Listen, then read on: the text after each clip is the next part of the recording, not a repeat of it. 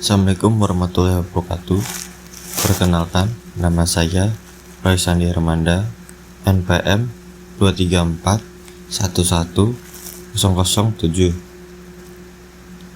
Kali ini saya akan membahas mengenai materi teori biaya produksi. Untuk memproduksi barang dan jasa, ada biaya yang harus dikeluarkan perusahaan. Biaya-biaya tersebut meliputi upah bagi para pekerja, sewa tanah atau gedung, pembayaran bunga pinjam, serta pembelian bahan baku. Produsen tentunya harus mengatur biaya-biaya tersebut agar kegiatan produksi berjalan efisien.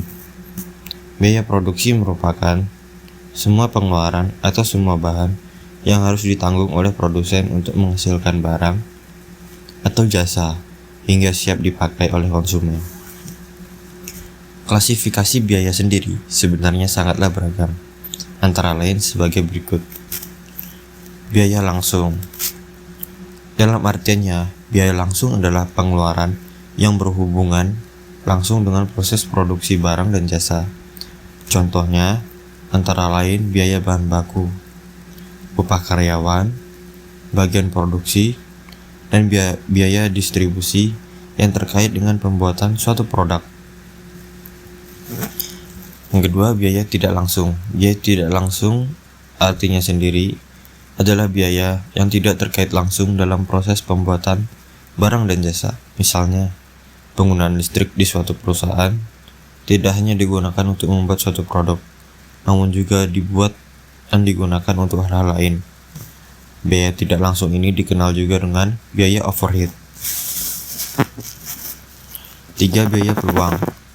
Biaya peluang sendiri dalam artiannya adalah segala sesuatu yang harus dikorbankan untuk memperoleh suatu yang lain.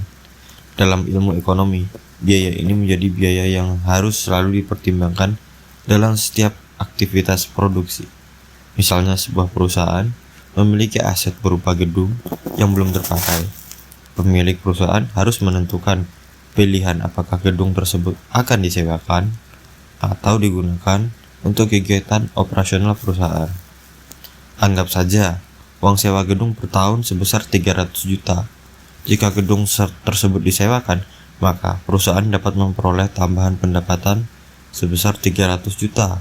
Namun, ternyata perusahaan memutuskan untuk memakai gedung tersebut dan tidak menyewakannya, maka perusahaan akan kehilangan peluang memperoleh pendapatan sewa.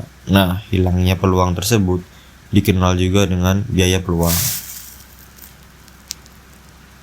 4. Biaya operasional. Biaya operasional sendiri dalam artiannya adalah biaya yang dikeluarkan untuk menjalankan aktivitas sehari-hari suatu perusahaan.